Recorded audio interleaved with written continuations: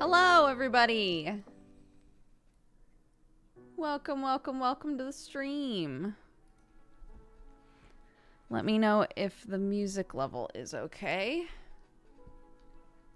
Hi, guys. Hello. Sherlock, what you doing? Who knows? Who knows? Clark found a tattoo for me. So I've got a sick new tattoo. I love it. I took my, Clark was asking to see one of her cousins. And so I texted being like, hey, what are you guys up to? Clark would love to see your littlin'. And they were like, oh, we're going to a trampoline place. Do you want to come to the trampoline place? And I was like, sure. And it was a whole adventure. It was a whole thing. So I'm sorry that I was late. I knew I was going to be an hour late already, just because of the time for the trampoline place. But I was a half an hour on top of that because we got there and it turned out you have like groups by color. So everybody has like color wristbands and like, you know, at the time when it's one color's time to go, like over the megaphone, they'll be like, hey, group.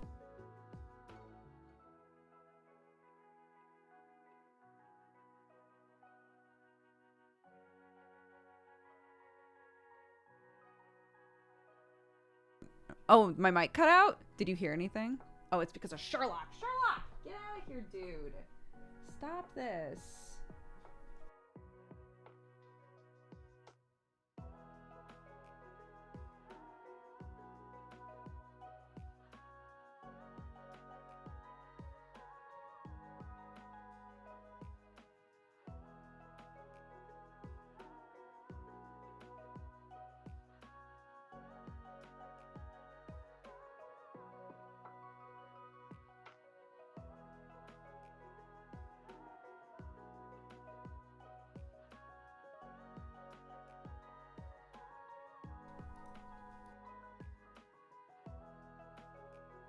Hello? Can you hear me? Does it sound okay?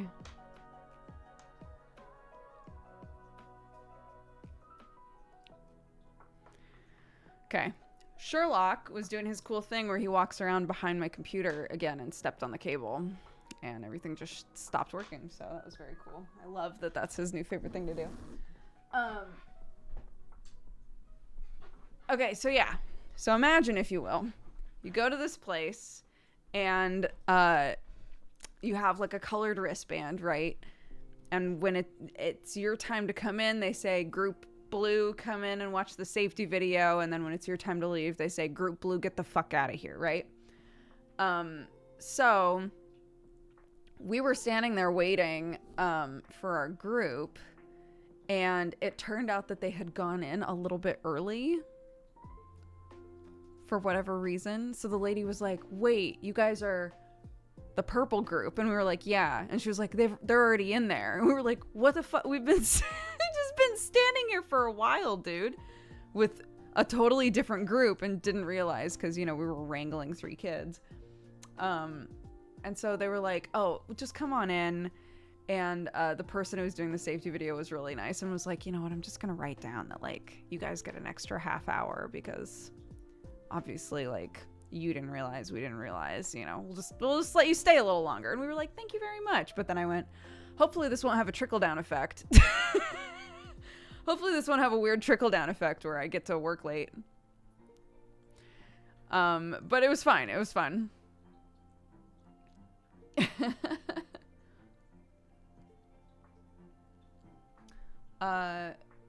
Yeah. Every like 30 minutes or something, they put on like disco lights, so they make it like a little bit dark and put a bunch of colorful lights on, and the kids went absolutely crazy. But here's what's wild is it's my brother-in-law, right? And he was like, yeah, we're gonna go to the trampoline place. Do you guys want to come? And we said, sure. If I had not come, they would have been totally hosed because their other kid is exactly 1 year old. And so he was like, yeah, I'm just gonna, you know, my daughter's gonna be doing all the jumping, and I'm just gonna hold on to our other kid and walk around the perimeter and keep an eye on her. And they were like, no, you can't do that. You have to stay. You can't be like in the trampoline area at all with a kid that little. And he was like, okay. It's like, it's fine. I'll keep an eye on both of the girls. Don't worry about it. But he was like, thank God you came. Because otherwise I would have just been like, well, my sweet child, please don't break a limb. I love you. Not really. They would have had to leave, you know? So it's like, I'm really glad that this synced up the way that it did.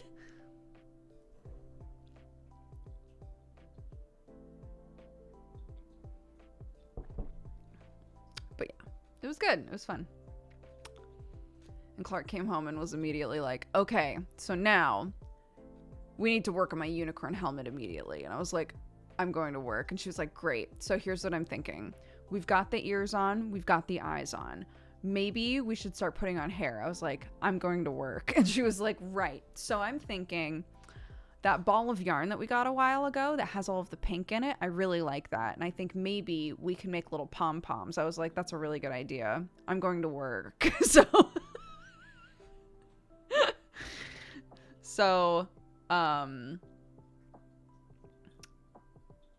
came upstairs and was like, here you go. Here's your dad. I love you very much. I'm going to work. And as I'm leaving, I hear her go, Daddy, will you help me with my unicorn helmet? I have an idea for the hair. And he was like, yeah, honey.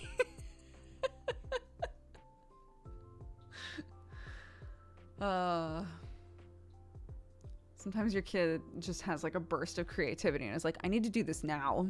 Right now. What's the holdup, guys?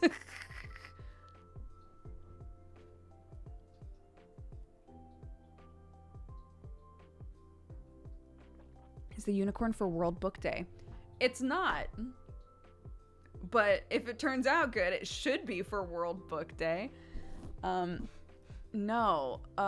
We just have a bunch of cardboard in the house currently, and we keep trying to come up with project ideas. And she was like, I was watching a video where somebody got a dinosaur helmet made out of cardboard. Could we make a unicorn helmet out of cardboard? And I was like, I don't see why not. So we started making it, and it's very cute. And we haven't like painted it or anything. We're still just like putting the bits on there, but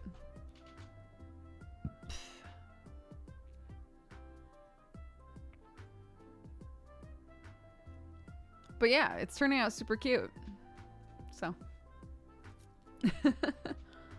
also I'm having such a like moral conundrum right now. So someone gifted Clarky a really small version of like those diamond paintings, right? I watch a lot of videos of people doing diamond paintings because they are so satisfying, deeply, deeply satisfying to watch. So someone gave her one that's really simple, right? It's like most of it does not have diamonds on it. Most of it doesn't have the little plastic bits on it. It's like there's a unicorn in the middle and it says like, I believe in magic or something, and like it's only a few colors. It's so fun. It's so fun. We've been doing it together. She really loves it. And all I can think the entire time we're doing it is like, this is an ecological nightmare. All of these tiny, tiny bits of plastic. Like, surely someone has started trying to figure out, because this is so fun, surely someone has started trying to figure out like how to do these in a way where it's not just a million tiny bits of plastic. And I went looking and I don't see much, dude. But they're so fun. Miserable. It's so fun. Plasma Phoenix, happy 5 years. Thank you very much for the support. I appreciate it.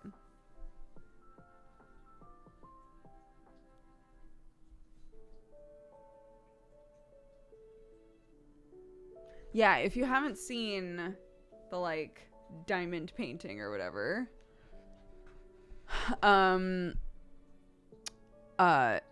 it's those, you might have seen like little mini videos of people doing them, but it's basically where like it's a picture and there's a big grid, and the grid is sort of paint by numbers style. Like each square or circle of the grid has an icon, and the icon corresponds to a color, and you use like a little wand to like pick up a diamond of the right, they're all plastic, a diamond of the right color and put it in the right spot, right? I could do that all day. I could do that all day.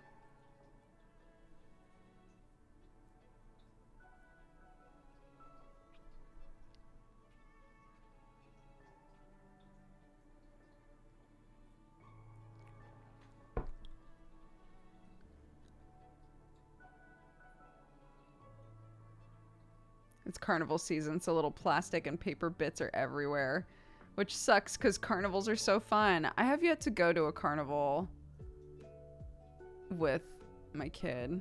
The ecological friendly version is actual diamonds. My first thought was glass, but I was like, I don't know how you would do that in a way where it was like safe. I don't know. Where people wouldn't inevitably like hurt themselves.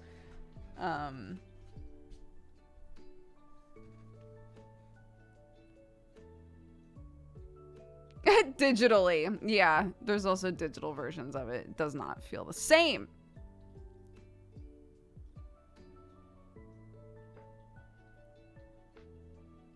Glass is also bad? Why? Glass at least breaks down.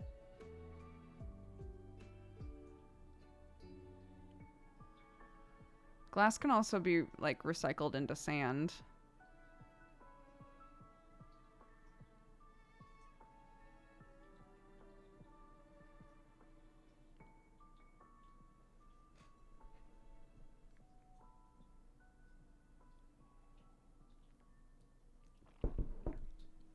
All right, then I can't enjoy it.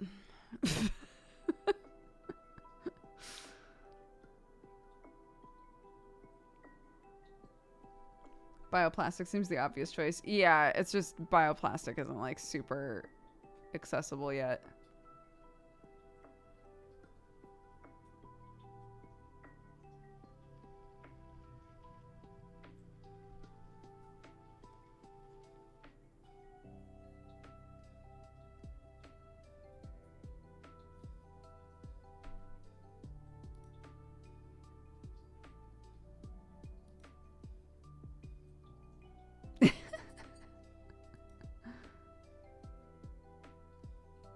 BioPet is really easy to make into tiny pellets.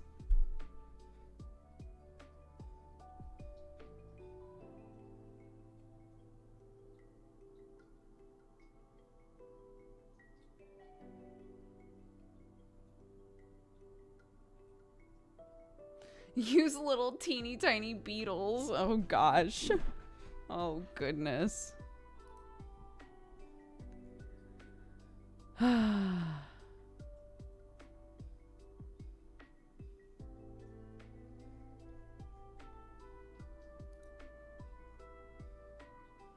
I started, I got a small group of friends into a Discord to, do solo RPG stuff, but like together. Because I keep finding, solo RPG like journal-based games and being like, this looks so fun. I should really do this. And Aaron and I at one point had talked about doing 1,000-Year-Old Vampire, except like doing it as though instead of them being journals, they were letters to one another, and that wound up being like kind of fiddly.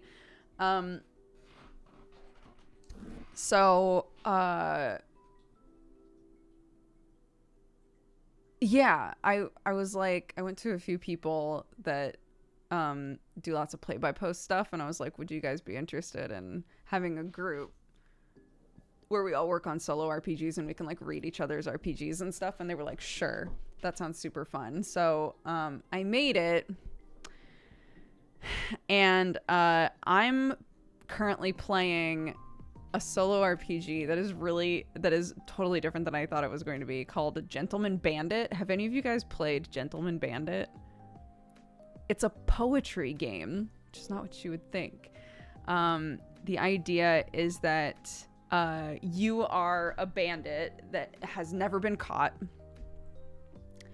And every time you are, depending on how you see your character, every time you are forced to or decide to use your weapon to kill someone, you leave a poem behind. And so the game itself is a poetry game with a deck of cards, and each card, like each suit, corresponds to a motif, and each like card type is like a prompt, basically. And you pull cards 13 times. If you get like a standard hand in poker, then it adds a layer on. So one of the layers that was added onto mine was you've been left behind by someone you used to call beloved, was like the exact phrase, because I got a straight, I think. And so, yeah, you just like work your way through 13 lines of a poem. And it's wild, because eventually you start to be like, okay, this is what this poem's about, you know? It's super cool.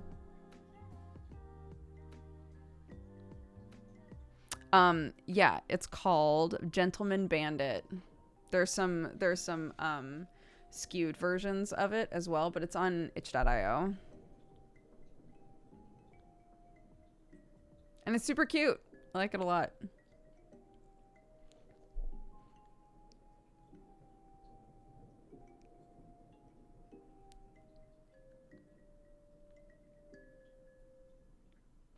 And I guess one of the ways that it says you can play it is with 13 other people, and each person does a line of the poem, which sounds super fun. Or like, not necessarily 13 people, but like enough people that you can just sort of like pass it along until you've made a poem, you know?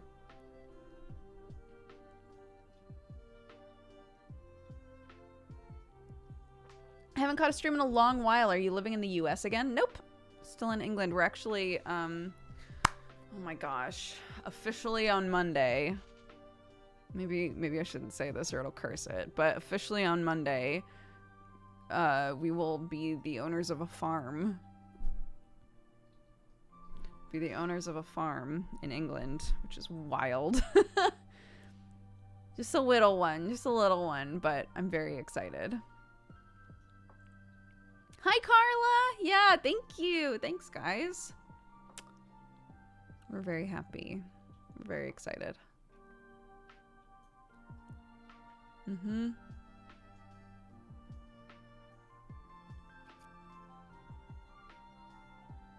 I just jumped in, but that's awesome news. Thank you. Yeah, we're very excited. Is that a sticker on your cheek? It is. Or if you ask my child, it's a tattoo that she found for me.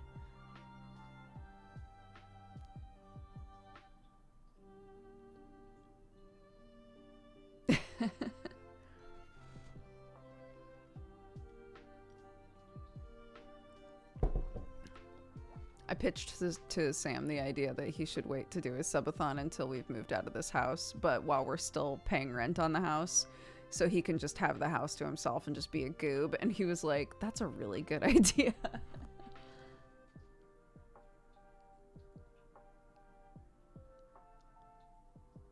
I don't know what Clarkson's farm is. I don't know what that means, but two of you have mentioned it, so...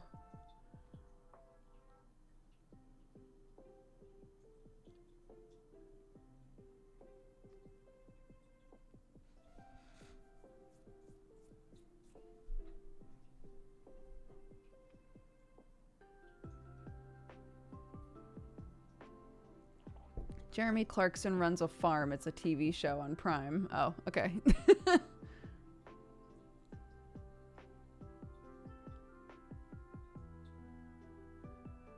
It's awful. Don't watch. It's great. It's a series. It's funny. I don't know what to believe. I don't know what to believe anymore, guys.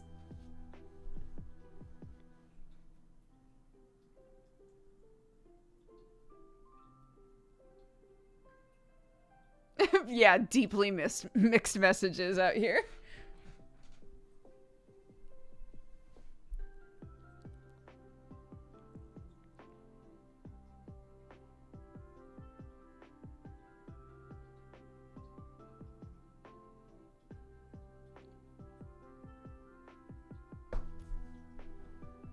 I don't even know who this person is. But I bet I will recognize him if I... Oh, this guy.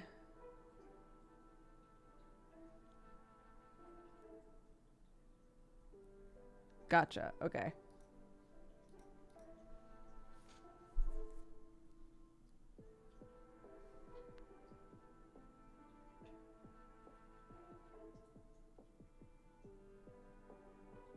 Either way, he can't farm. Great.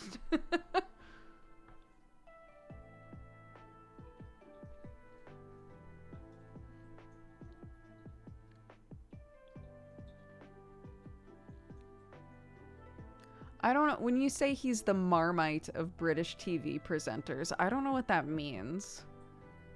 Do people not like Marmite? Because I know people who really like Marmite.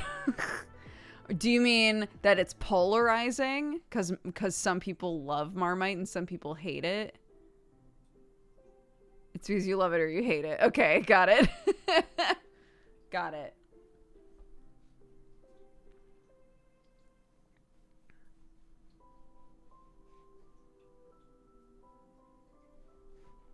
This is, for some reason, reminding me of...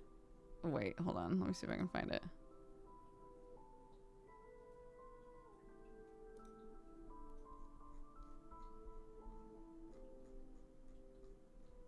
Jesse posted, yeah, this. Jesse's like obsessed with an Australian dessert called Gay Time. And yeah, copy and replace. He was like, it's literally the best thing I've ever had. And he found this one and was like, this one's for you.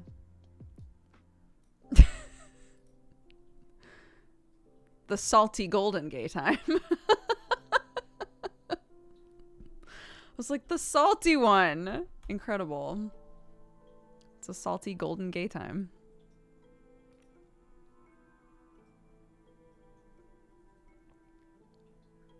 They're pretty good. They're tasty. Yeah. Jesse said they're incredible. Like, so good. I trust him.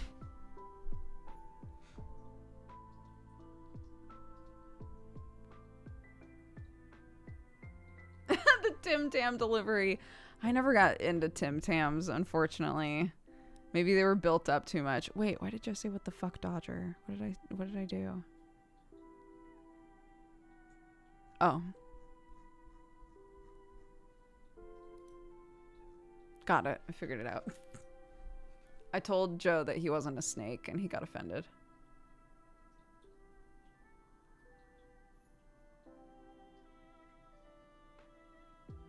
It's because in okay, look, it's because in Deadbeats, one of the players is named Snake, and I kept saying, where is Snake? Where is Snake? Because Snake wasn't there yet, and Joe was like, I'm right here. And I was like, shut the fuck up, you're not Snake. And he was like, shut up, I can be whatever reptile I want. So that was the conversation. It was really chocked full of value.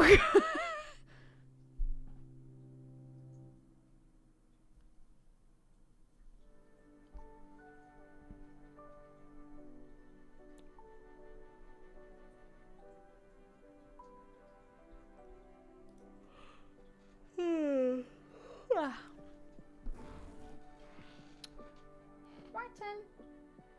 Hi. You okay? We took her bully enough for a while today, and when I picked her up, she had licked that spot, and it was bright red, and I was so mad. Like, Martin, Ow! Yeah, you. You monster. I'm sleepy, dude. I was at a trampoline place for an hour and a half. I'm exhausted. I'm exhausted, dude.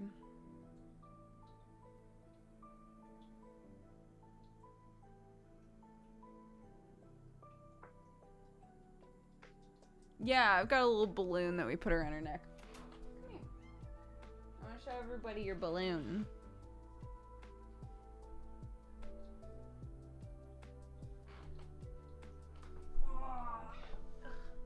See? She's got a little bubble. But, look. This is the really bad one. And she licked it. Why you lick? Everything was going so well. We were like 5 days into treatment. I thought we were Gucci to take that thing off, but we were not. We were not. That's fine.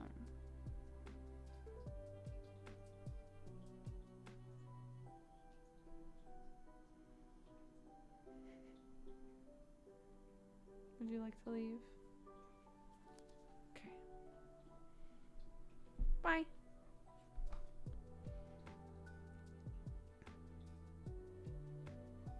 I know, she's cute.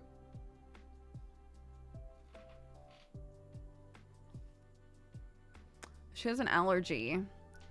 And I guess like when near whatever allergen it is, her skin flares up. And a couple of months ago, she had a skin flare up and she started licking. You guys have seen when she's had these flare ups before. She usually winds up licking a bunch of hair off of like the area, but then it usually grows back in and it's fine. This time it was like she went so hard on that spot on her back that it will not heal, and she just keeps licking it and it keeps getting infected. So she's on steroids now to try and help all of that heal up and to help her rash go away.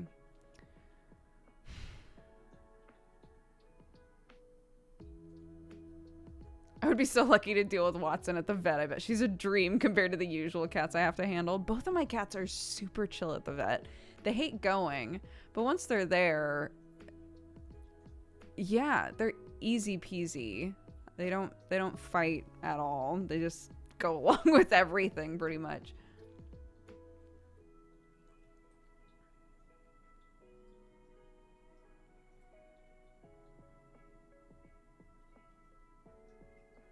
Yeah, we've put like a cream on it that was supposed to not taste good to her, and she licked it off anyway. So it must really itch.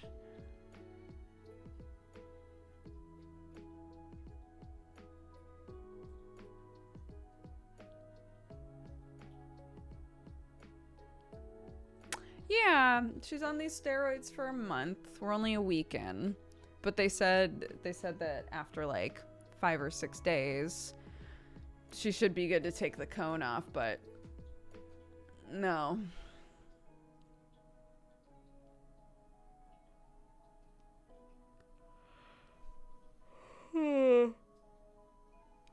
Yeah, I might try again now that she's got the balloon on.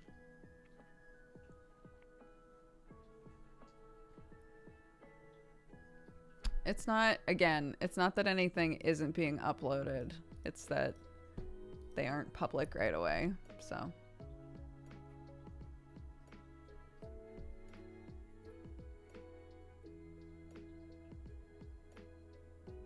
Everything's published. It's all up. If you're looking to watch Sam and I play Blanc, that is the latter half of the Super Cousin Time video, the Final Fantasy XIV stream.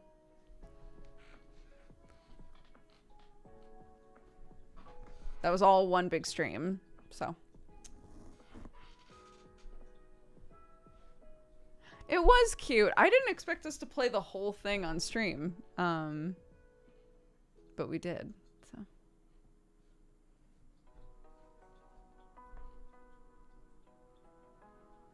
Yeah, and just like every time we play a game together after it was done, we were like, that was really fun. We should do that again. We should do that more often.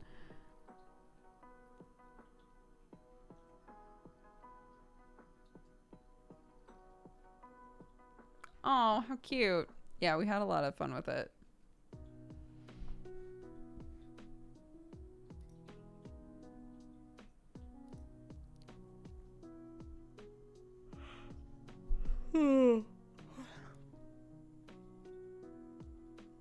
Thanks. I'm glad that we're fun to watch for you.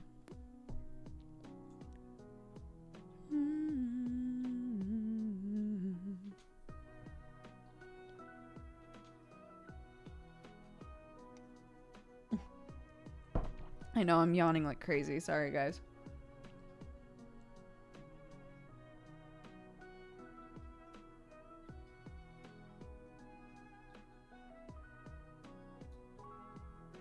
Oh my gosh, the Until Dawn playthrough, that's so long ago. That was when that man proposed. I'm trying to get our rings cleaned for the first time. For the first time since we've been married. Yakjos, thank you very much for the gifted subs. Welcome to the cat gang. Everybody who's gifted a sub. No, my tattoo.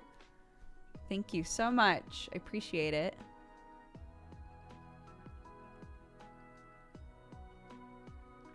What was I saying? What was I doing? Who am I? Oh, yes. Sam's ring had like a dark stain put over it so that all of the creases of the design would be darker. And at the time that the rings were made, he was like, yeah, you know, as long as you're not wearing it in the shower and stuff, the stain shouldn't go away super fast, but it will need to be touched up eventually. And so I was looking at our rings and I was like, oh my god, Sam's ring is so, number one, is so beat up. But number two, yeah, pretty much all of the stain is gone. So I emailed somebody who's like kind of close to my mother-in-law, basically. And was like, hey, it says that you clean rings. I have yet to find anybody who says that they stain rings. I don't know if that's even what it would be called. Here are some pictures of our rings. My husband's was a lot darker, and I think he'd like for it to be dark again. Is that something you can do? And they were like, yeah, sure. It's like, okay.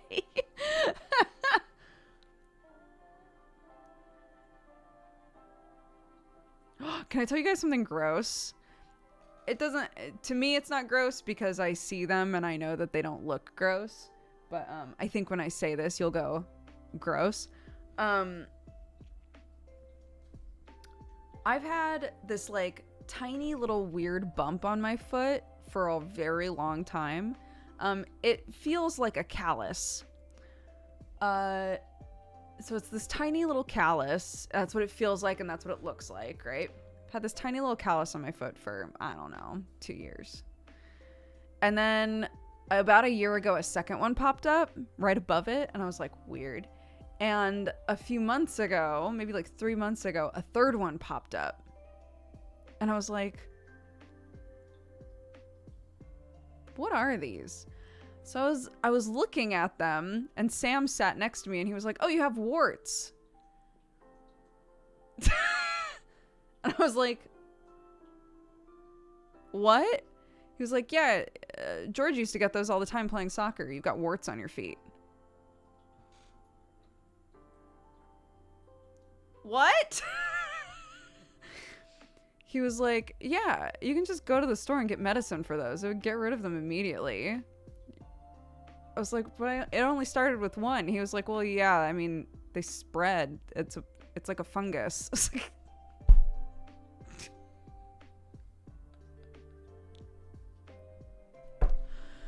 so, yeah. Cool. So, cool. Gotta get rid of those.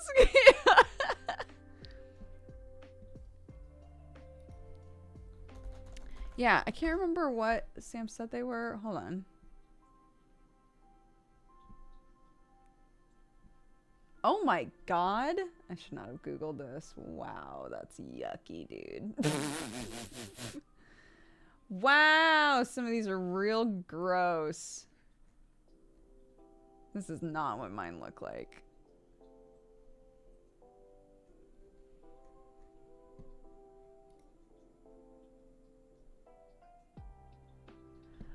Sam thinks I have what's called a verruca wart, but maybe it's the same thing as a plantar wart.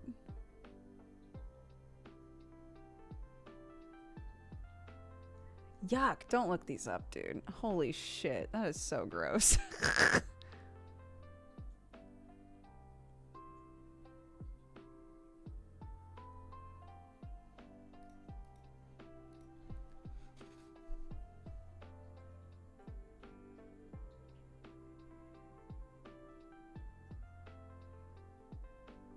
Yeah, but according to Sam, you can literally go to the store and just get medication for it and they just go away. So I'm like, all right, I should do that. Cause yeah, I've got 3 of them, and they're so tiny. Like, you wouldn't again, they just look like a callus. The only reason that I know that there's even like something there is because I've picked at them.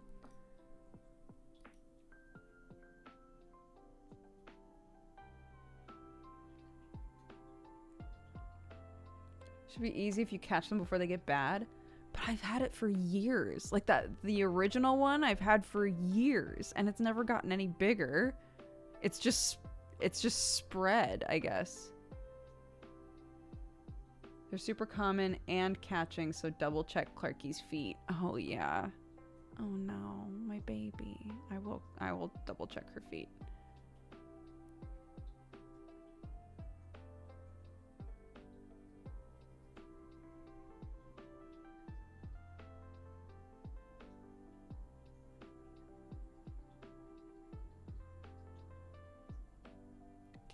Do they hurt when you push them or pinch them? I mean, they're hard. Yeah, they hurt a little bit. It doesn't feel nice to push them.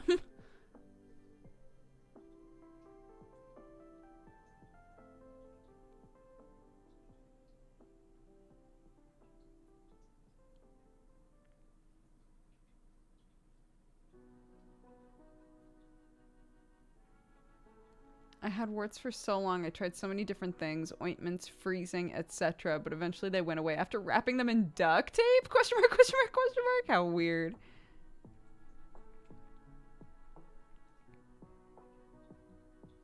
Well, we'll see. I'll keep you, look, I'll keep you guys informed about my wart journey, okay? Yeah, it said 2/3 of them just go away. So I love your beanie. Thank you. It's a Lucy and Yak beanie. Shout out to Lucy and Yak. They send me clothes sometimes, and I'm obsessed with them. This is also Lucy and Yak and made out of old plastic bottles. How does fleece work? I don't even know.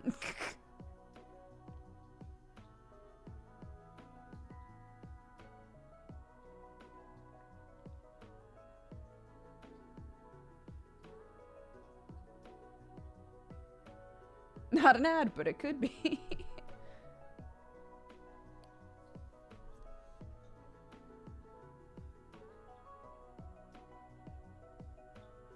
My doctor when I was younger told me to tell the warts to go back to Wart Island. I was 12. Within a month, they were gone. I had had them for years, and I do not know how that worked.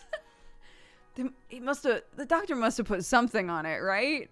Surely.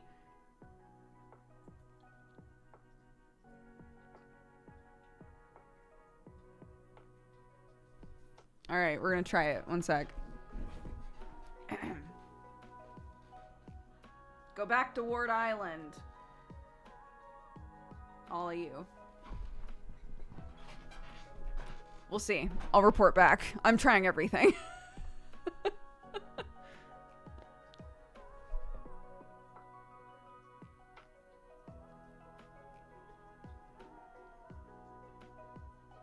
If you have 3, you have to do it 3 times. Fuck, okay. Go back to Wart Island. This is so fucking stupid. Go back to Wart Island. Go back to Wart Island. Go back to Wart Island. There, I said it 3 times.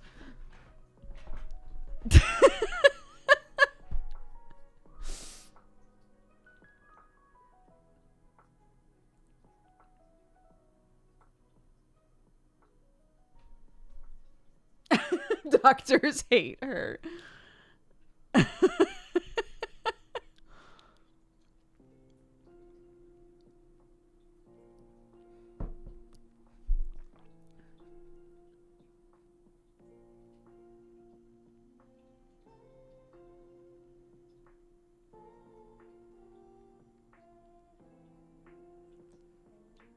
Top tier content, always.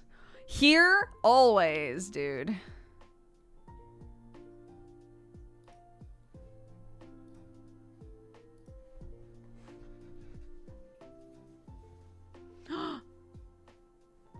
Oh, not me. Yeah, the warts are being deported, not me.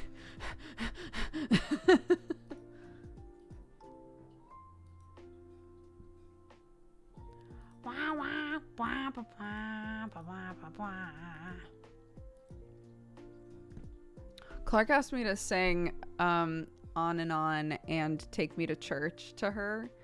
I was telling her that my singing teacher like holds an event basically where any of their students, because both her and her husband teach, so she was saying, yeah, once a year we hold an event, and any students that want to perform, regardless of like their level or anything, anybody who wants to perform, we highly encourage that all of the students like perform for each other. And I was telling Clark about it, and Clark was like, oh my gosh, you have to sing, right? And I was like, well, I don't know, I'm still like just learning my songs. And she was like, okay, you can sing me your songs. So I sang them to her, and I was expecting her to interrupt, and she did not at all. She just sat there patiently and let me sing through all the way through both songs. It was very sweet. I was like, those are my songs. And she was like, you did very well. It was very cute.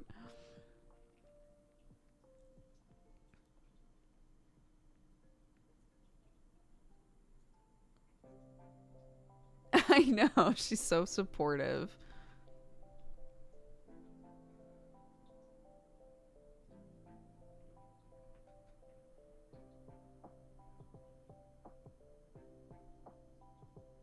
So you're learning to sing. That's such a nice hobby. I am. I'm taking singing lessons as a grown-up. But it's fun. It's really fun. Bye, Zelda. Thank you. Yeah, I'm what, a month and a half in, something like that, on lessons. My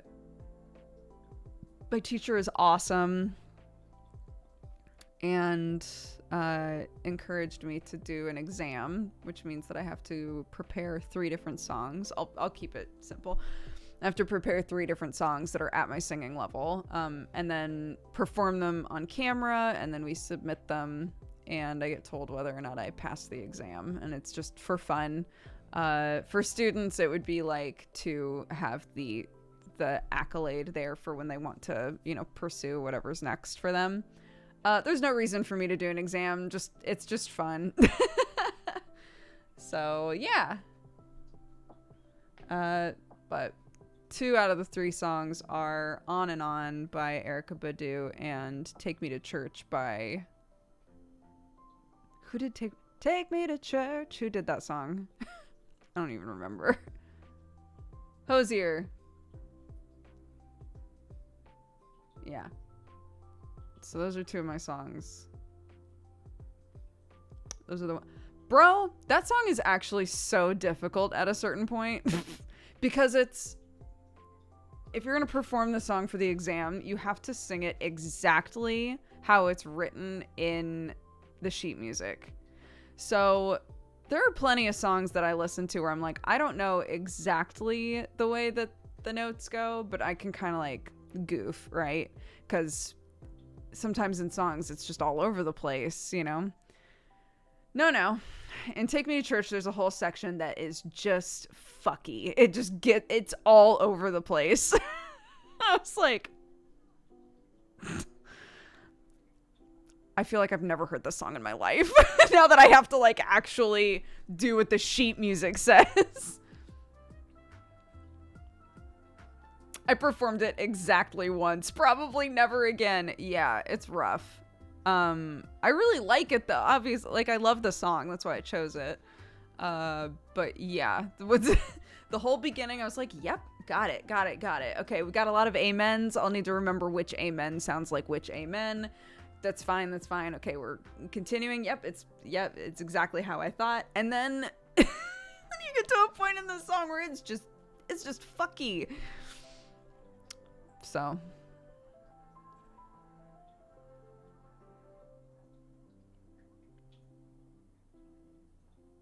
loving the sticker on the cheek. Thank you. Thank you.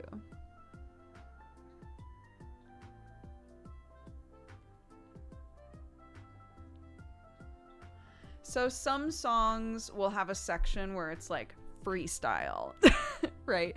It's like improvise. Show us how you improvise music. At the level that I'm doing an exam at, almost none of the songs have an improv section to them. So you gotta just do what's written. You have to do it exactly how it's written. Take Me to Church. Many words, too fast to mouth. It's not the words. No. It's like, it can be just one word, but you're like hitting a bunch of notes while you're singing that one word, you know? And they all have to be right. They all have to be correct.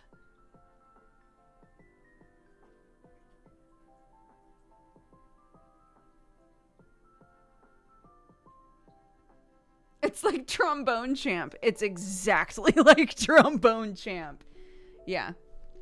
Hey, stop. You and I don't want us to fight, but we will.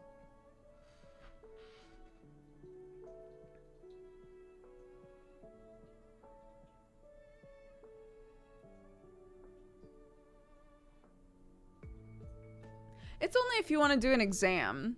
It's only if you want to do an exam, which you do not have to do, right? Like I didn't go into singing lessons with a plan to do the same sort of exam that like high schoolers do, right? Like that was not that was not on my docket. I'm doing it because a lot of the stuff that I wanted to work on was technical, like, you know, how to change the tonal quality of my singing, how to have better control, you know, all of those sorts of very, very technical stuff. And so she was like, if you want to harp on technical stuff, you might as well do an exam, because then you're given sheet music and you have to do it exactly as it's written. Like if there's something you can't do automatically, then you have to just practice until you can get it, you know? So I was like, okay, but like, you do not have to take lessons and take an exam, you know?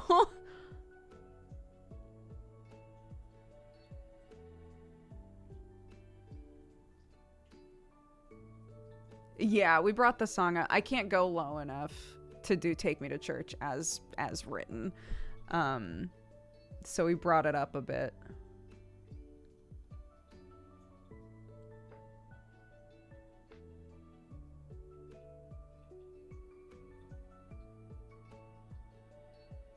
I haven't played Trombone Champ on stream. I've only played it by myself and I screamed a little. It's rough. It's hard.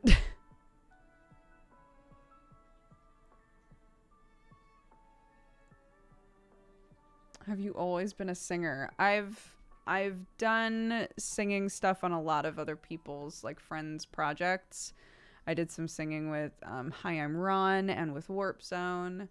I've done a couple of things that are audio only, like the Persona cover and stuff like that. Again, those were times where people who are much more like, they understand how to put together music much better than I do, came to me and said, do you want to sing on this? There have only been a couple of things that I have sort of like captained. The first one is Guild Ho, which is a song I wrote forever ago. And the second one is the Itachi rap cover. Those are the only two songs I think that I've ever done publicly that that weren't like somebody else's project that I was asked to sing on, you know? Oh yeah, Random Encounters. I did a few songs with Random Encounters as well.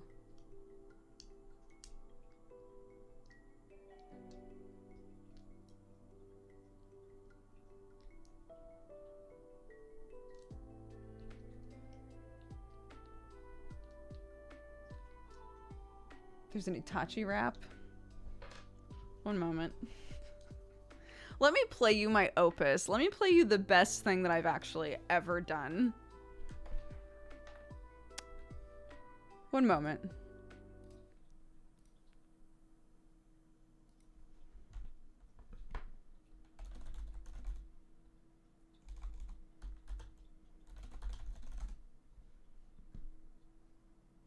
I hope this isn't too loud.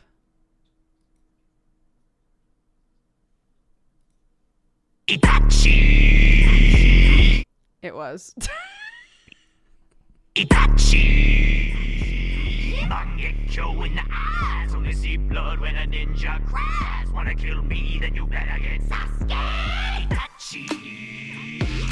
Mangekyo in the eyes, only see blood when a ninja cries. Wanna kill me, then you better get Sasuke! Yes, look in my eyes, Sharingan user in disguise. Give me an ninja, baby, I'm a pillage. I'm a renegade, so fuck the Leaf Village. Kid Kashi wanna hate when I roll. I'ma put his one-night ass in a hole. Some motherfuckers just wanna act lame. Fuck around and end up in the fucking black flame. Itachi! Mangekyo in the eyes, only see blood when a ninja cries. Wanna kill me, then you better get Sasuke! Itachi! Mangekyo in the eyes, only see blood when a ninja cries. Wanna kill me, then you better get Sasuke! You try to hide, but I see ya. No, you can't fuck with the Uchiha. Hide your daughters, hide your sons, for they get touched by the Sharingan. Somebody's popping pills, throw me a look and she gonna get killed. Y'all motherfuckers wanna play my game, then y'all better learn how to say my name. Itachi! Mangekyo in the eyes, only see blood when a ninja cries. Wanna kill me, then you better get Sasuke! Itachi! Mangekyo in the eyes, only see blood when a ninja cries. Wanna kill me, then you better get Sasuke! Itachi! Mangekyo in the eyes, only see blood when a ninja cries. Wanna kill me, then you better get Sasuke! Itachi! Mangekyo in the eyes, only see blood when a ninja cries. Wanna kill me, then you better get Sasuke!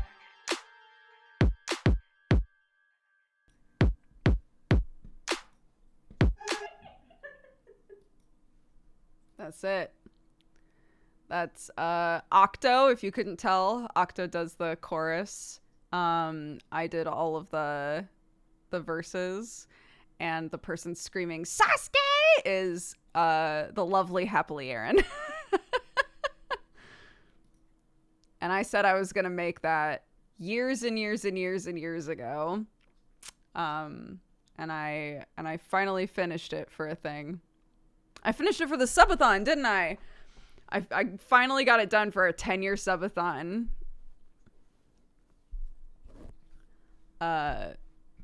So yeah, that's we did not make that. I should specify the original song is by Eddie Rath, who does a bunch of like anime rap stuff.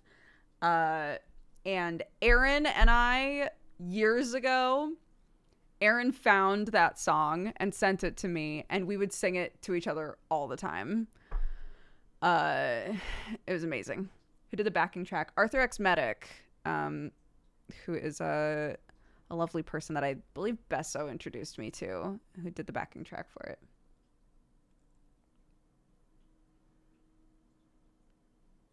No, and so the second that I was like, yeah, I'm doing a singing lesson, someone was like, what have you shown her? What have you shown her? What does she know about you? Yeah, our 12 year is already done. It's already happened. But it was February. So happy 12 years, guys. We've been streaming for 12 years now.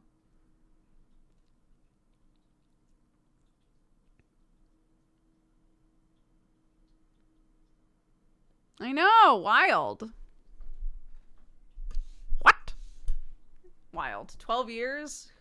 What? Yeah, I think it was the 16th, but we were in America, so. Hi.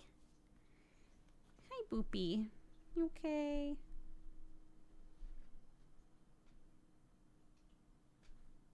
I'm gonna put some Brutaline on there, dude. Show me your leggies. Show me your leggies. Owie. Owie. She's so chill about me putting this back on. Every time I take it off, I think when I approach her with it, she's not going to let me put it back on. And every time she just sits there and lets me put it back on her. So maybe on some level, some part of her is like, I need this. I need this to keep me from licking.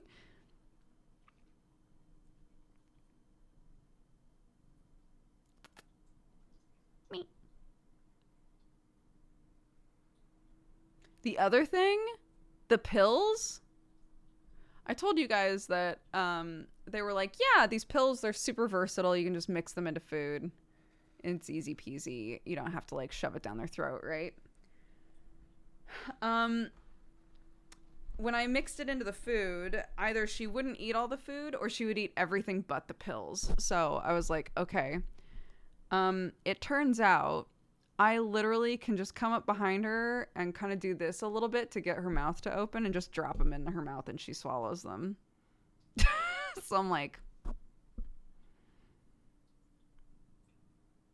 it's actually easier to just drop them in.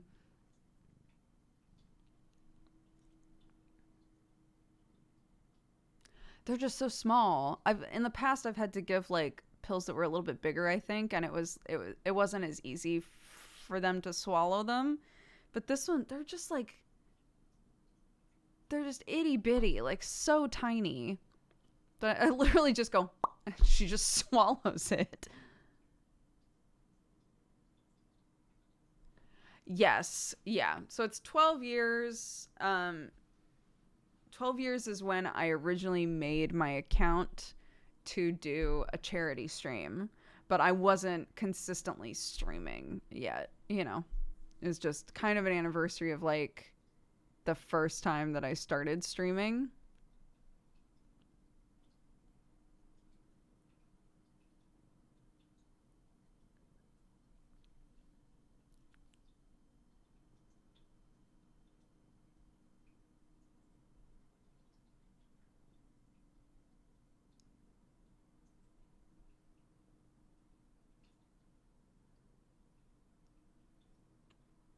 Yeah, I mix like oil and powders and things into their normal food, and that goes fine. The issue with these pills is like Sherlock doesn't need steroids, right? If what they normally do happens, which is Watson eats half of her food and probably doesn't even get the steroid pills, and then Sherlock jumps up there and is like, yum, you know, like I might as well just pop the pill in her mouth and then feed them like normal. When you were younger, did you ever have a hard time getting over the idea of others hearing your voice? When you say younger, do you mean like when I started YouTube? I didn't like editing myself. Like digitally, like editing the video. I didn't like hearing myself so often. I didn't have a huge problem with other people hearing me, but I have talked a little bit about the fact that I also was sort of, whether consciously or subconsciously, was trying to make myself like as palatable as possible.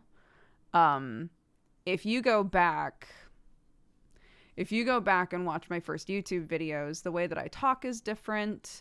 Obviously, like the way that my hair is and the way that I dress is different because our styles change as we get older, and it's been forever, right?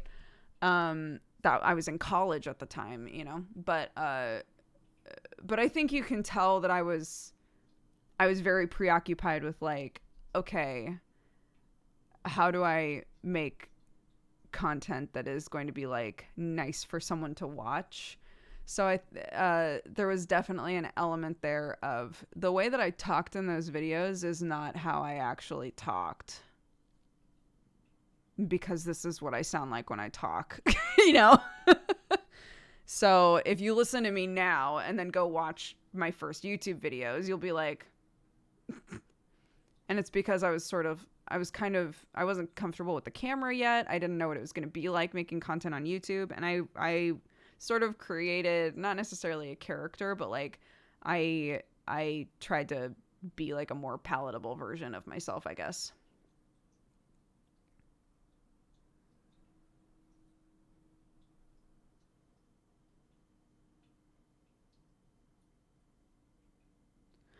It also reminds me of, I did a podcast with Rhett and Link forever ago, when they first started doing like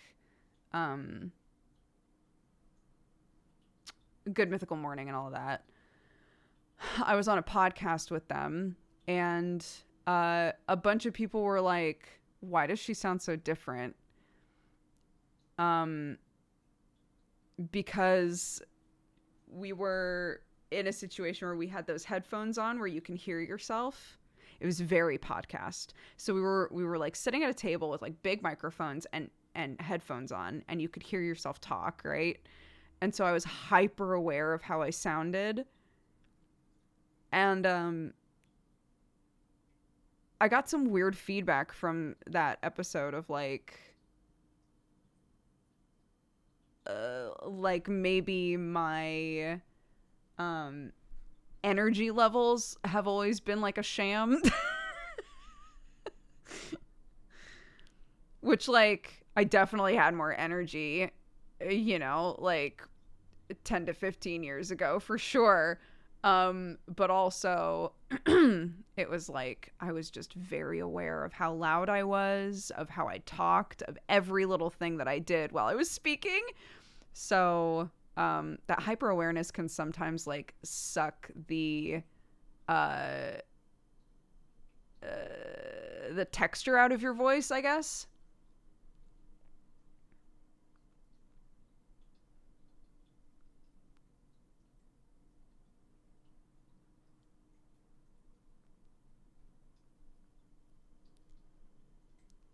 The "you sure calmed down after you had a kid" phenomena. Yeah.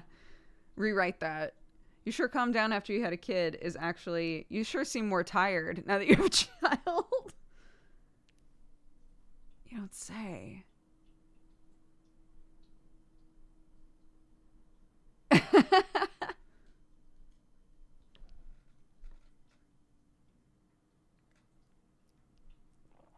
But you know.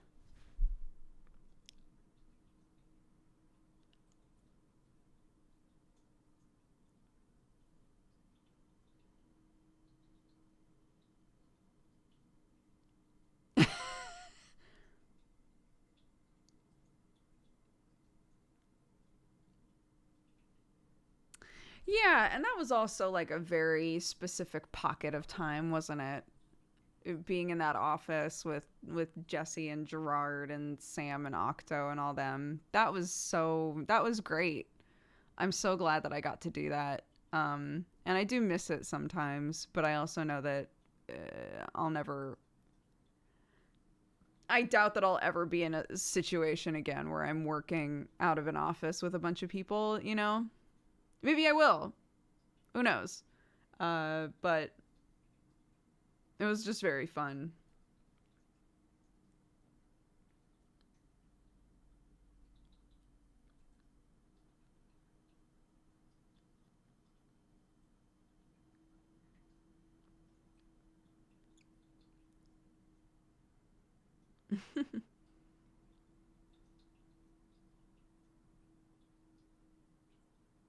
Yeah.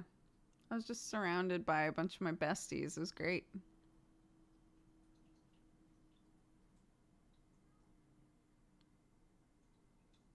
Didn't you get the office due to working from home and feeling like you had to work all the time? Yeah. It was to separate work life from my home life. Um but now I have a 4-year-old and it allows me to be a more involved and attentive parent, which is what I want. If I work from home. So, I have no plans to not work from home anytime soon. Life just changes, you know? So, like, yeah, I still think that it would probably be beneficial if I wasn't working out of, like, a bedroom in my house. But that is what I'm going to do when we move as well, because it's just the best way to get what I want, which is being able to be a full-time parent and a full-time streamer.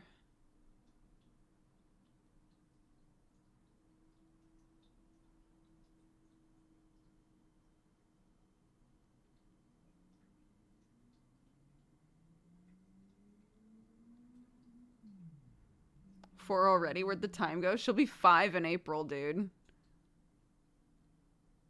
My kid. So, at the trampoline place, there was like a huge crash pad. Um, and they didn't ask how old our kids were. I think they just expected... There is a very reasonable expectation that an adult would be with them and able to read signs, you know? But there's a huge crash pad, and they were like, if you use the crash pad, just make sure that the second you hit it, you get up and you move, because somebody else might use it, and we don't want anybody, like, hurting each other, right? So Clark and our little niece are playing around on the trampolines, and they look at the crash pad, and Clark goes, no, that is for 5-year-olds. And I went to look, and I saw that there's a big sign that's like, do not use this unless you're 5. And she was like, I am not 5 yet. That is for 5-year-olds, and just walked away. I was like, nice. Good job. I'm glad that you read that sign. What a responsible kid. I know. It's just... Yeah, it was very cute. Also, she went into the ball pit and immediately got beamed in the face with a ball, climbed right back out, went over and just sat like this. Just crossed her arms and sat on the floor, and I was like, what's up, honey? And she was like, okay, because I didn't see it. And then my niece got out and was like, Clark, what's wrong? And she was like, just nobody talk to me. I'm working through a thing right now. And my niece looks at me and goes, just walks away. It was so fucking funny.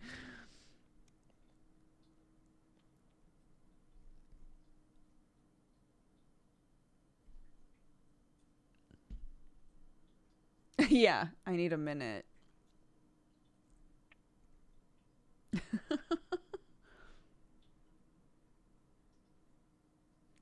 I think the sort of expected YouTube persona back then was more energetic and heightened. Many of us were trying to match that somehow, myself included. Also, hi. Yeah, I think that's true. And I was also, you know, I was very much buying into the, like, okay, I am a, you know, I'm a female presenting person who wants to do content about video games. that's not going to work out unless I make myself appealing in some way or another, you know. I'm glad that at this point now I feel comfortable enough to just like be myself in all the ways that I feel comfortable sharing that with you guys. But like at the time, I think, yeah, there was a lot that I was doing with the understanding that like I didn't want to deal with any like weird harassment or anything like that. So how do I keep that from happening? Right?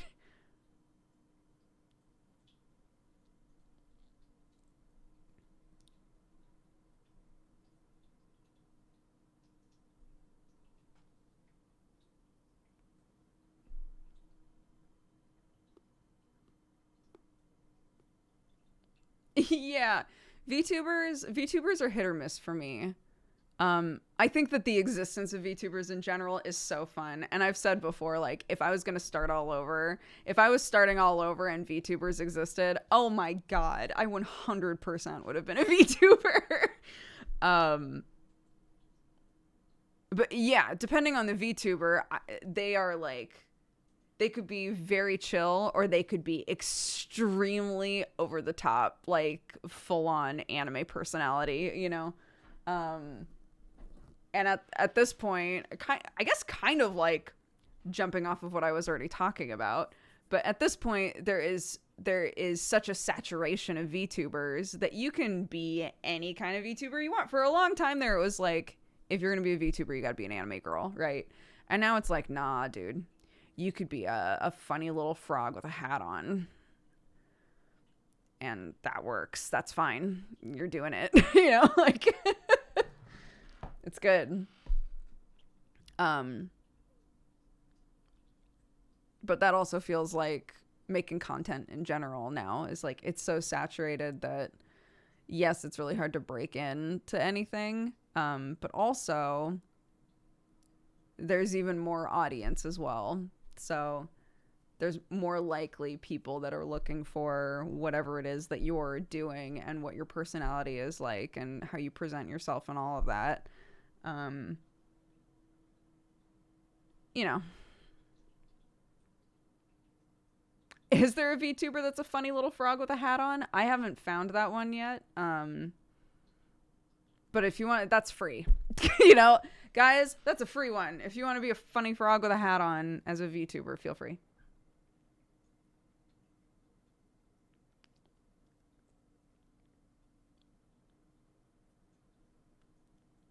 With a pipe like a Naruto frog. Yes, exactly.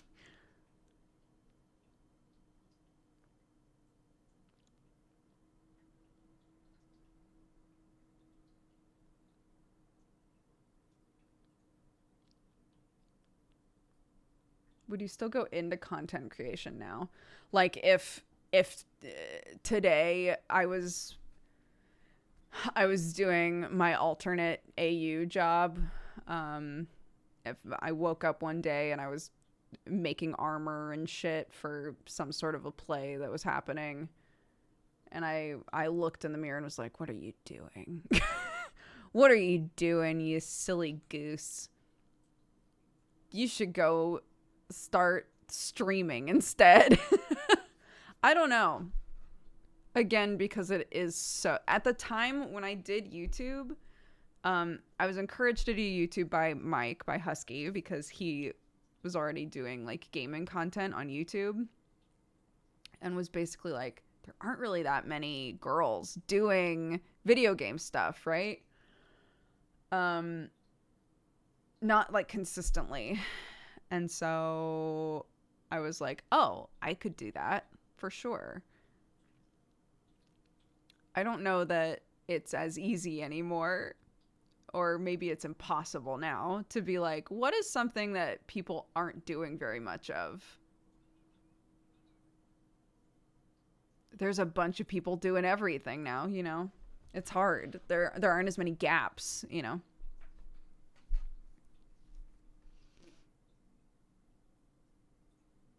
Dodger's like a mom. I am a mom. I'm a mom for real.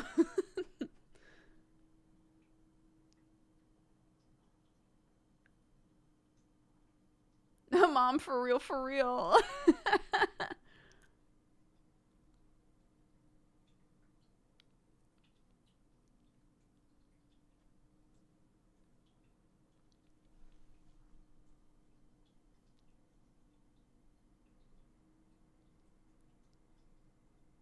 Yes, and I also think that's true.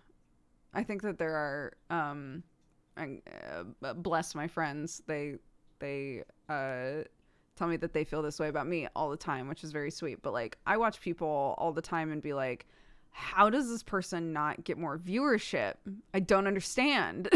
Like, I don't get it. But like, sometimes you just don't find the right people very easily, you know?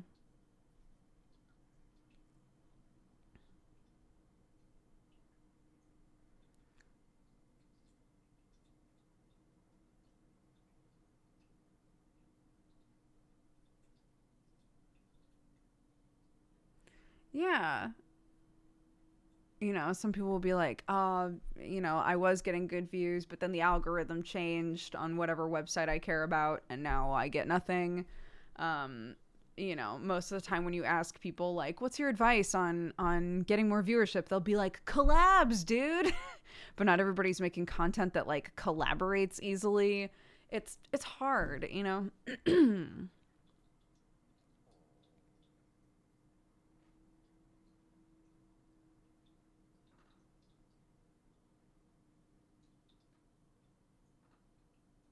Yeah, discoverability is bad. It's true.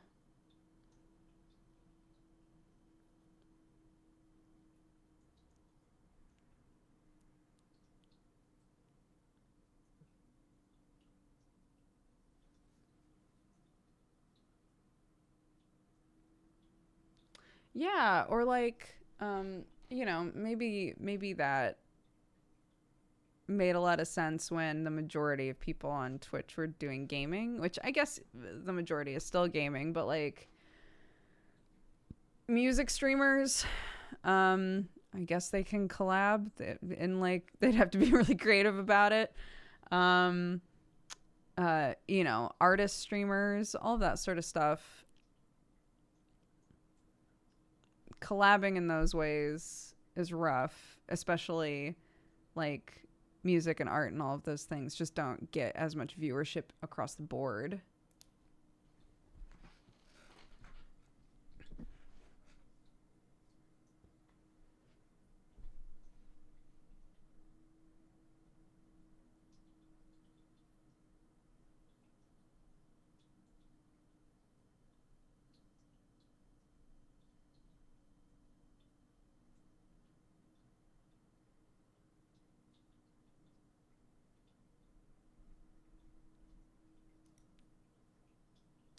Yeah, someone mentioned age as well. I I don't know how easy it would be for me if I was like, I'm 35 and I'm going to start figuring this out now, right? Cuz it's not like I would come into streaming knowing anything, right? I would have to do the whole rigmarole of like figuring shit out. And that takes a long time.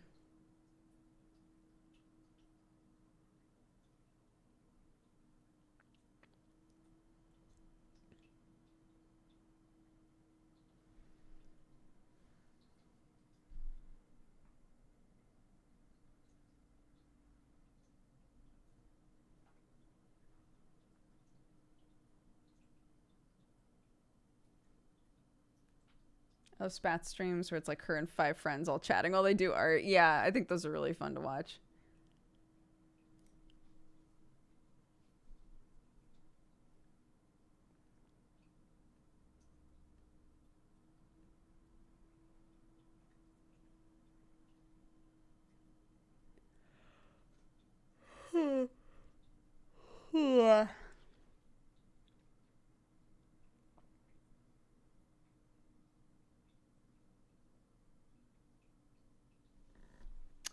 Trying to figure out technical issues or more like judgment on stuff. I guess I just more mean like again, when I started YouTube, I didn't know how to present myself in a way where like I had a lot of anxiety about like how I was presenting myself, about making the content, about all of that sort of stuff, right? And I figured it out slowly over time. And it was the same with streaming. I figured streaming stuff out slowly over time.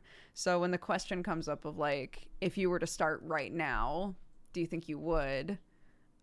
If I knew how much time it was going to take for me to like get into a flow and feel like I know what I'm doing, probably not. Probably not at 35. I don't think that I would bother unless I felt like I really had something to bring to the table, you know? Unless I saw a gap, I guess, just to go back to that.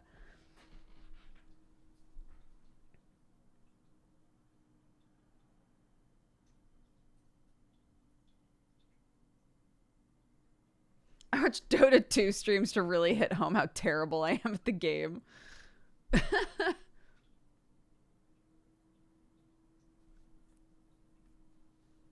Don't tell her. Don't tell her. I'm going to put it here. I'll put it here. There we go. Now people will be like, oh, did you hurt yourself? Oh no, it's just a weird purple sticker.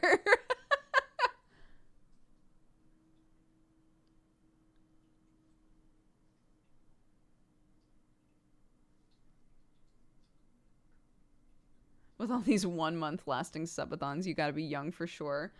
I don't know. Like, I was saying the other day, I actually find the direction that subathons are going in to be so much better. Because it used to be like, I'm going to stay up for 48 hours and get as much as I can, right? And now it's a lot of people going, the subathon's going to go for as long as it goes.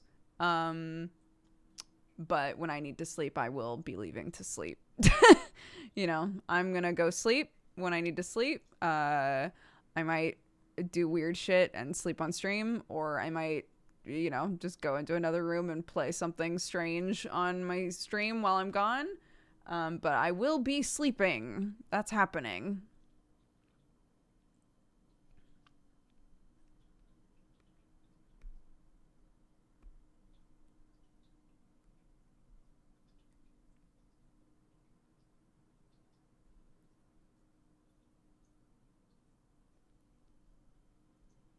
People sleep on stream. They do, yeah.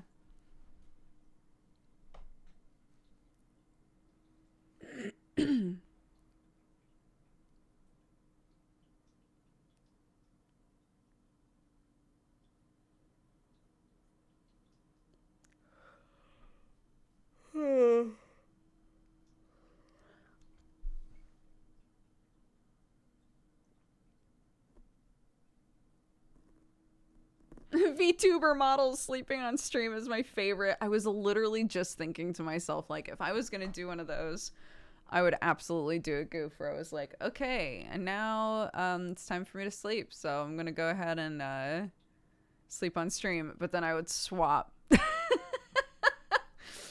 I would swap to like just a weird PNG GIF of me sleeping. Wait, I have it. Wait a minute. I have one. Hold on. Wait. Hold. I would just swap to this. I'd just do this, dude. And be like, yep, I'm sleeping on stream. Wait. There we go. Good night. Sleepy. Yeah, I would not sleep on stream.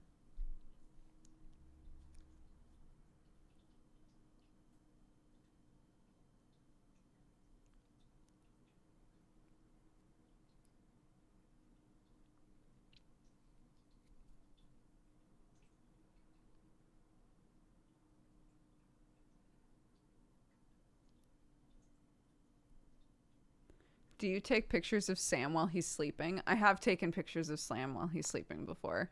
But mostly if Clark is also there, because I think it's very cute.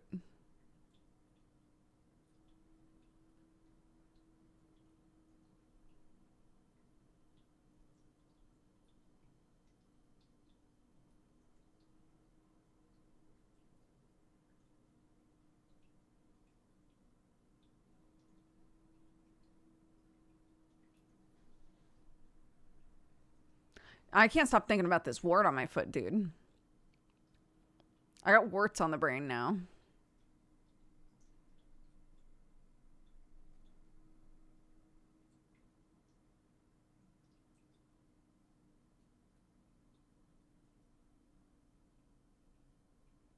It's packing for Wart Island. It is. It's packing up as we speak. It's going back to Wart Island.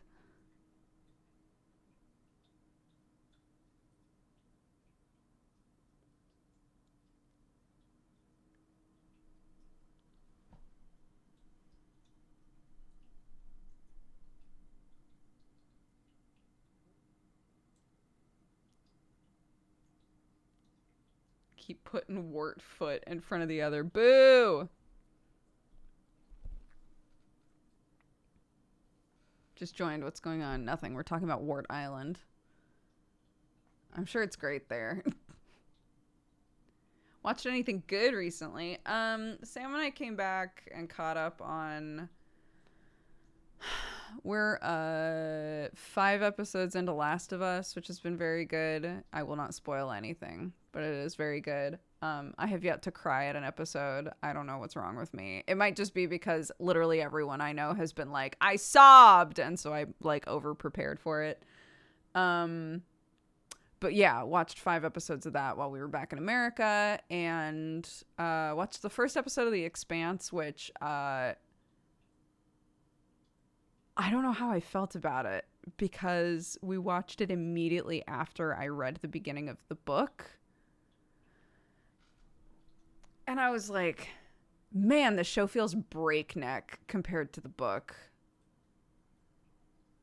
So I made a mistake there. I shouldn't have read the book and then immediately watched the episode. That wasn't a good idea. And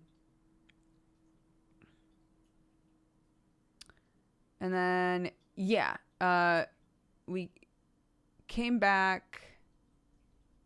Season 1 of The Expanse is good, but it gets better every season. There's more than one season? I thought they had only done one season. People have been talking about this like it's a brand new fucking show, but I guess not. There's 5 seasons? There's 6 seasons? What the fuck? Wild. We came back, we caught up on My Hero, which is very... I don't know how I feel about My Hero right now. Again, I won't spoil anything. I'm just not sure how I feel about it currently. And we caught up on Blue Lock. And Blue Lock takes itself so seriously that Sam and I laugh through the whole thing. It's actually become like kind of a favorite for me. I really like the manga before anybody comes at me. I really like the manga. The anime has been just like, okay. But the more that we just accept that it's taking itself way too seriously, the more we can laugh at it. And that's good.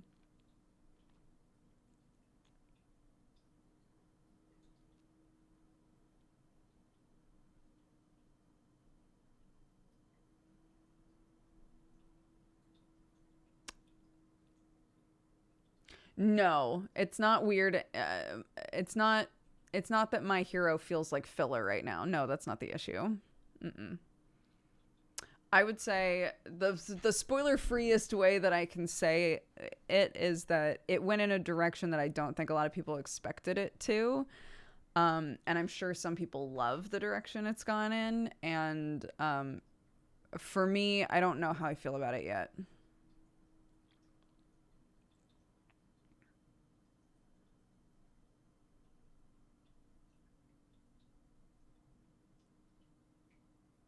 Which Expanse book are you on? Just the first one. Just the first one. I'm like a quarter of the way through it, maybe a little over a quarter of the way. I actually have no idea where it is. It's somewhere in this house. But when we unpacked everything, it got misplaced at some point. So I've restarted Six of Crows because I never made it very far in that book. And I'm enjoying that.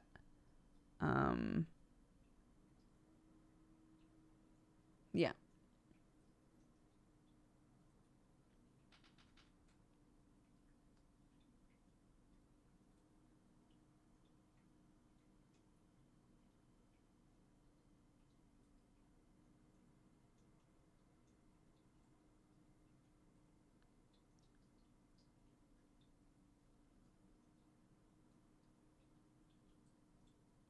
Six of Crows has become a mashed potato book for me. Save it because you think you'll love it. I love that. That feels like when I say that something is a chicken nugget. I call things chicken nuggets fairly often. And what I mean by that is like, it's really quick to eat. It's really quick to eat. You know, you just pop it in and you're done with it, right? And you might say to yourself, Dodger, why don't you call it a popcorn? I don't know. I just started calling them chicken nugget things. But I love that it feels like a mashed potato thing.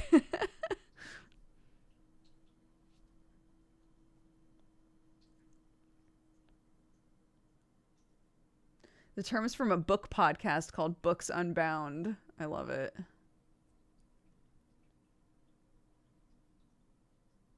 I don't get how it relates to mashed potatoes.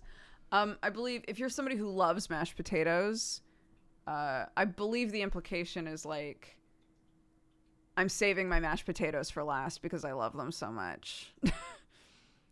So, correct me if I'm wrong. So the idea, I think, is like, you're not reading the book because you're sure you're going to love it. So you're saving it for when you want to read something that you really love.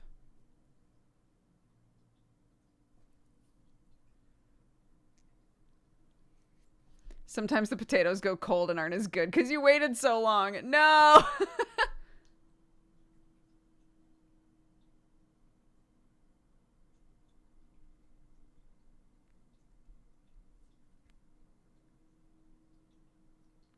I love mashed potatoes, dude. I adore them.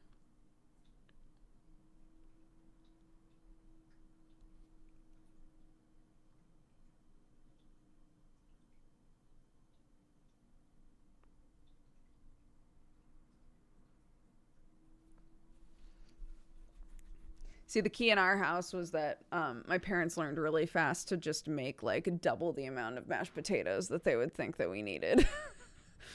And so I would eat the mashed potatoes first because I knew I could just go up and get another plate of them.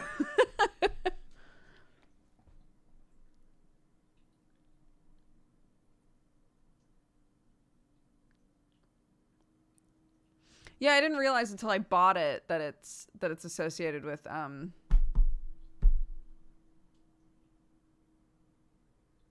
what the fuck are those books? They made a Netflix show with the Grisha and the wall, the dark wall, and the boats and the Shadow and Bone. Thank you. I didn't realize they were in the same universe until I bought the book, and it was like another book in the Grisha verse, and I was like, the Grisha verse.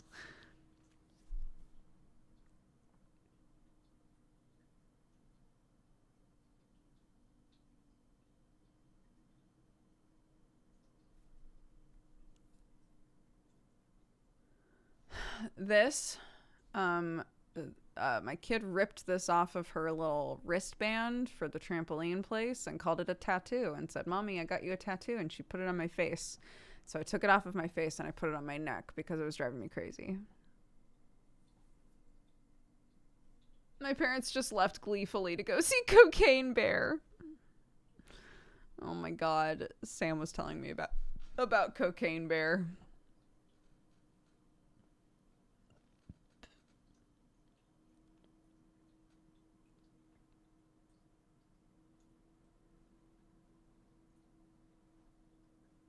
It's real, yeah. It's based off of a true story where a bear found a bunch of cocaine in the woods and ate it all and died in like 10 minutes.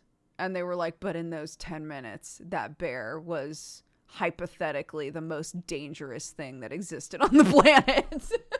And so someone made a movie called Cocaine Bear.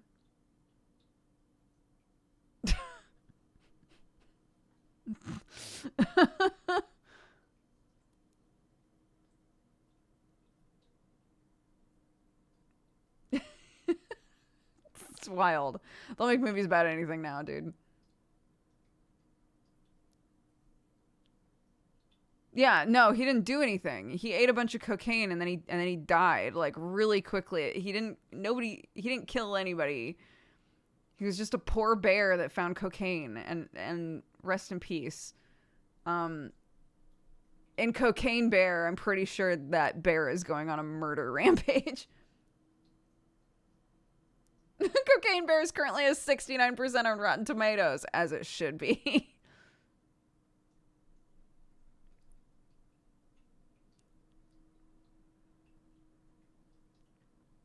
There are some movies that I skip.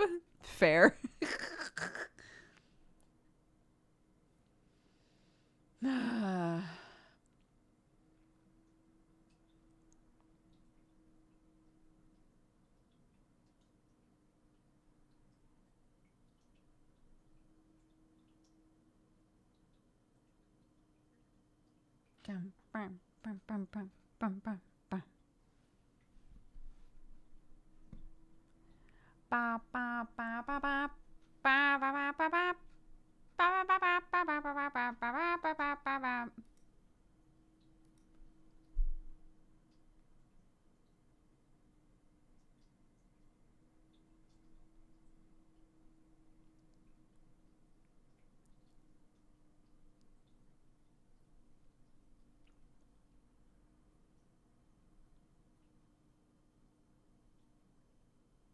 I'd rather watch Velocipaster. Oh my god, remember Velocipaster? How is that movie?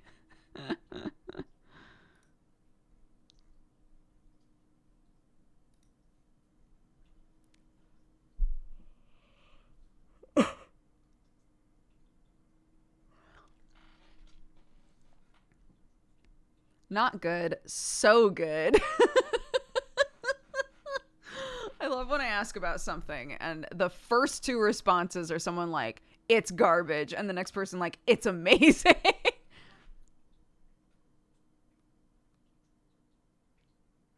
Yes, other Picross stuff. Paint It Back is a really good Picross game that has a shit ton in it. Murder by Numbers is a story-based Picross game that is fantastic. We played the whole thing on stream, and it was super, super fun. The characters are great. What other Picross stuff? I feel like I'm forgetting a really big one.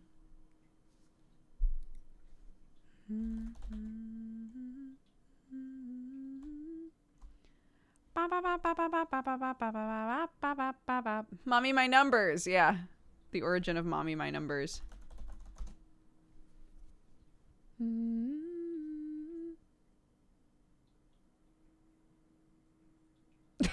There's a hentai Picross game. It has mixed reviews. That either means... Here's what I love about hentai games. Here's what I love about hentai games is that if there's something wrong with it, it won't be consistent. It'll be split down the middle. It'll be half of the people going, I thought I was going to see a nipple and I didn't.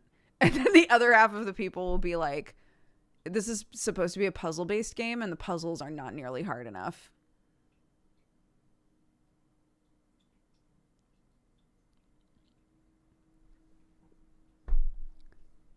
Shall we check? I can almost guarantee you. Here we go.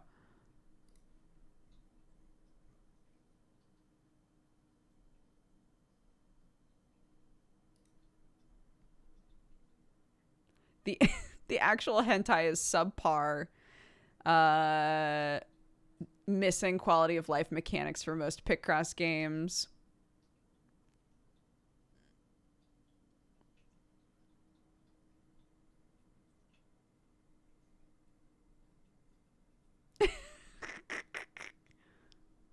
The images are boring. Not hot enough. The images are not hot enough. Puzzles are too easy. This review just says, Picross and sexy ladies. What could be better? But in all seriousness, it is not a good game.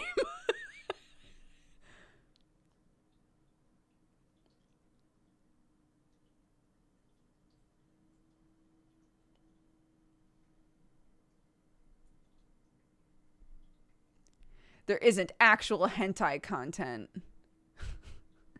And the Picross content is only mildly challenging.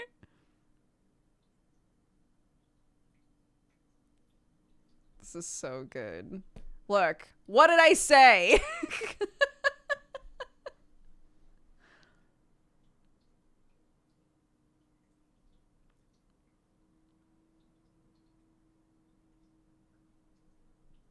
Shout out to everybody who got caught by the bot trying to talk about that while I was talking about it. We now know your hobby of reading these reviews. Look. Yeah. Anybody who played Honey Pop and enjoyed Honey Pop, the first Honey Pop I did enjoy, to be honest. The second one I did not enjoy at all. It was not fun. But the first one I think was one of the first times that there was like a high quality game that was like, this is a lewd game with actually a very fun puzzle mechanic. And those of us who were like, yep, that was fun, have been just chasing that ever since. Like, one day somebody's gonna make another game that's just like, this is just a puzzle surrounded by weird lewd shit. A fun puzzle mechanic with lewd shit around it. They're so hard to find. The clip of Sam realizing he'd 100%ed the game is so funny. I cannot, bro. I'm so glad that he did that on stream. Because I can't even tell you how many times I had said to him, you've 100%ed that game. And he was like, no, I did not. I'm so glad that he looked on stream, dude. Holy shit.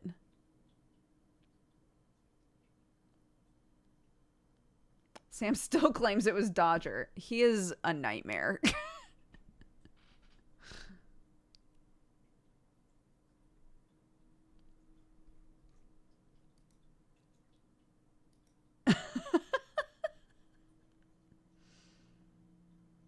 Like, I remember vividly coming home from work and he was like playing one thing and had Honey Pop going on another screen and was like, I've almost 100%ed this game. And I was like, I'm very proud of you.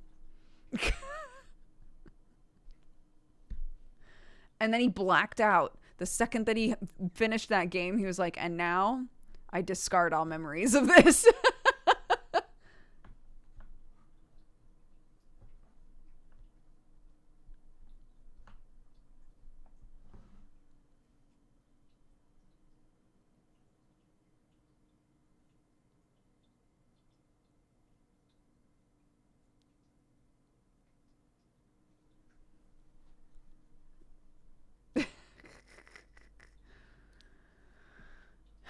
Yeah, I don't think I did.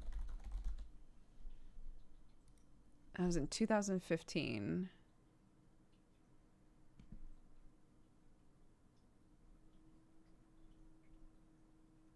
No.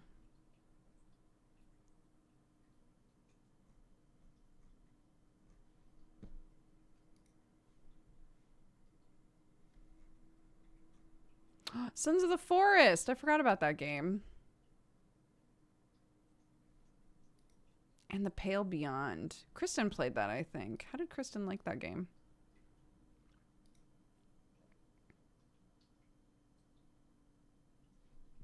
It's a survival game, which I'm always really like squicky about.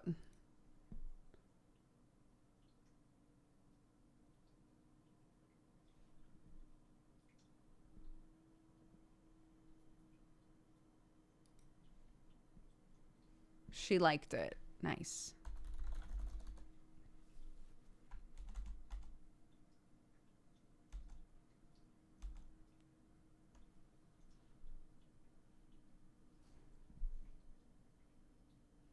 Seen a lot of promo for it. I hadn't seen anything about it. And then I was on Twitter and I saw Kristen like, I'm going to play this game. And I was like, I've never heard of that before.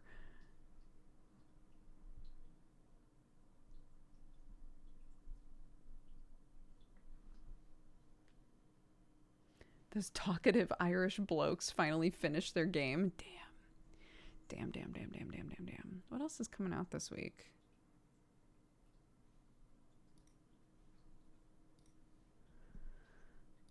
let's see. Voltaire is coming out. What day? When? On the 27th. Oh my god, tomorrow? In early access tomorrow. Let's fucking go, dude. Absolutely. Play some Voltaire tomorrow. Ouroboros King. What is this? A chess roguelike?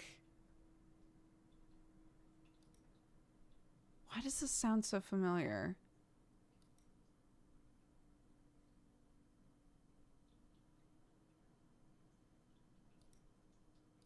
Wait, we've played something like this before.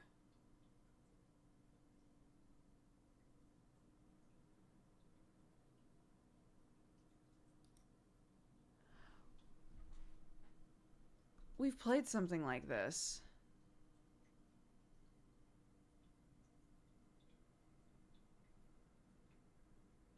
Ponbarian. That's what I played. Ponbarian looks exactly like this, doesn't it?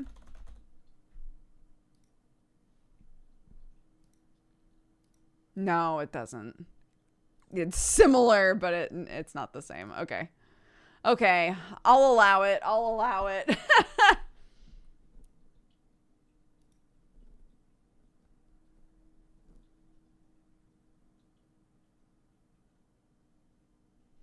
Hack and slash dungeon crawler, X crawlers.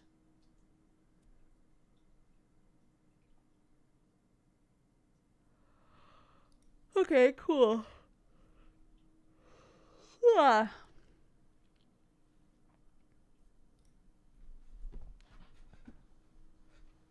Voltaire, the vegan vampire. That's what we'll play tomorrow.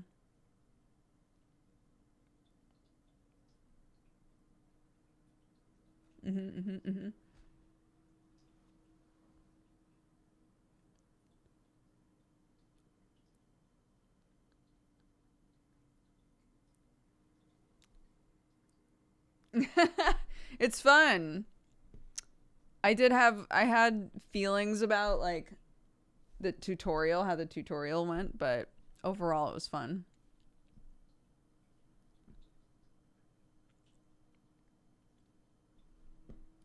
Hopefully there will be a way to skip the tutorial when we play it tomorrow. Because I do not want to do all of that again, dude. Sagetopian, what's up, dude?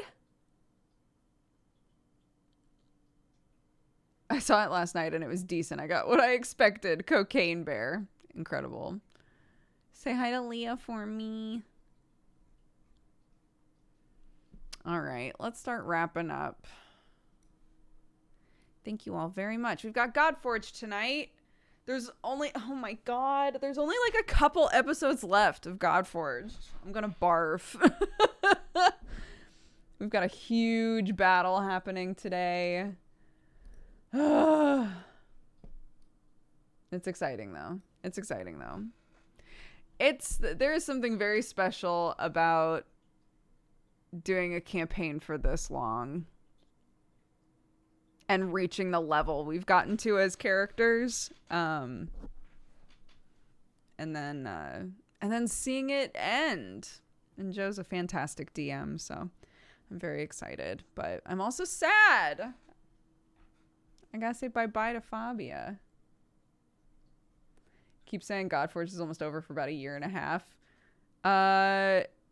Yeah, we've got, I think, like 3 sessions left. 4 sessions, maybe.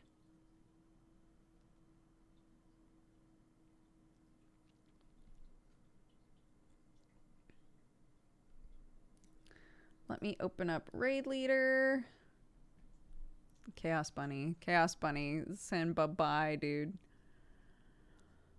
Oh, goodness. Okay, let's see.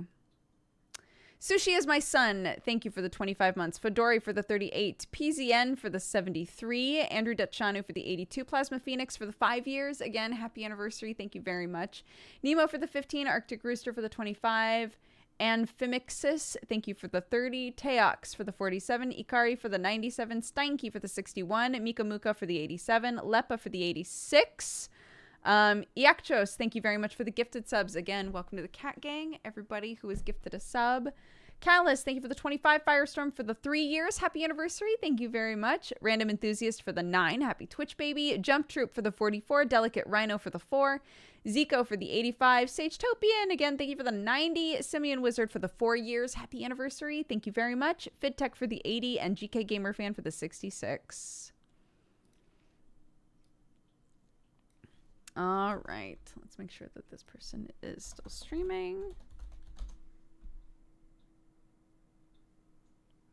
Starting soon. Absolutely. Okay, we're going to go say hi to Distant Cacophony. Go say hi. Spread love, spread joy. And I will see you guys for Godforge tonight if you're looking for something to watch. And otherwise, I'll see you for our normal stream tomorrow. Playing Voltaire, the vegan vampire. Absolutely. All right. Take care of yourselves, everybody. Thank you so much for watching. Bye-bye.